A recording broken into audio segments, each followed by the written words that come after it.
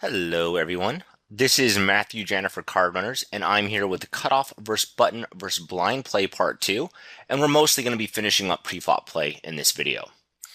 Before we begin, I do want to point out that we are really going to jump in right where we left off from the first video, so watch the first video in this series before you watch this one. All right, so let's jump in.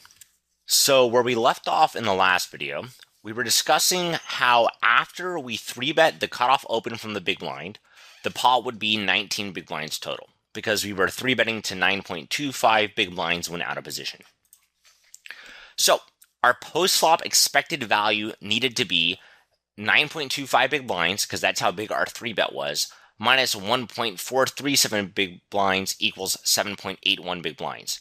So this was what our expected value needed to be post-flop after 3-betting with the worst hand in our 3-betting range in the big blind in order for our 3-bet to either break even or be profitable.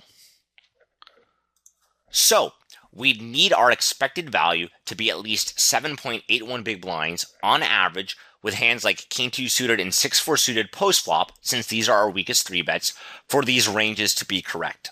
Now, don't let this get confusing, because I understand we took a break at kind of an awkward time after the first video, and it's kind of hard to get hit with all these numbers at once, especially when you can express this math in different ways. But just make sure you understand that based off how often we thought the cutoff was 4-betting, calling, and folding against our big blind 3-bet, we knew that when we did 3-bet from the big blind and got called, we'd need our expected value to be 7.81 big blinds or greater post-flop in order for these 3-bets to be correct.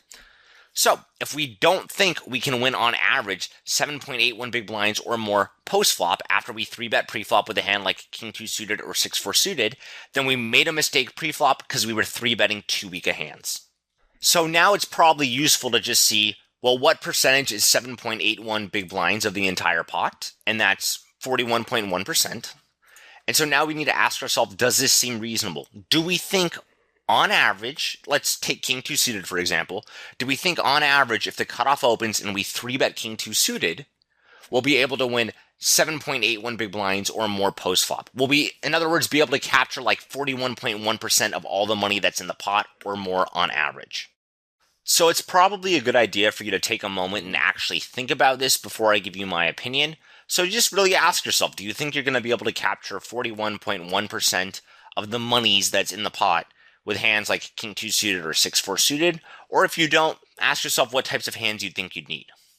Then when you do, let's go on to the next slide. So yeah, pause and think if you need to. And I'm going to discuss my thoughts. So in my opinion, I think our EV will be less than 7.81 big blinds, but honestly, it's very hard to tell. The reason why I think our EV will be less than 7.81 big blinds with those weak hands is we're out of position against a reasonably strong range. A GTO player would likely defend quite aggressively against our continuation bets. And King 2 suited or 6-4 suited just don't make strong hands very often. Yeah, King 2 suited will make, a pair of kings with no kicker sometimes, and that's a pretty good hand. And 6-4 suited will usually give us some, or not usually, but sometimes give us some pretty good like semi-bluffing hands, or even sometimes flop like a flush or straight draw, but it doesn't usually give us an awesome hand very often. So if I had to guess, I would guess our expected value post-flop is lower than 7.81 big blinds with hands that are this weak. Now, let's suppose we decide we think King 2 suited does not have an expected value of 7.81 big blinds. So let's just assume you agree with my analysis here. What should we do? Or in other words, how do we fix this? There's several ways we can maybe fix these ranges, but there's no way to know for certain what's correct. Some of you watching this might think our EV is 7.81 big blinds or higher than King 2 suited, in which case there's nothing that we need to fix. But if we do think we need to make some changes here, it could be any of the following. The big blind is 3-betting hands which are too weak, perhaps. Maybe we just need to 3-bet hands that are stronger than King 2 and 6-4 suited. Those hands just might be too weak. We need to 3-bet stronger hands.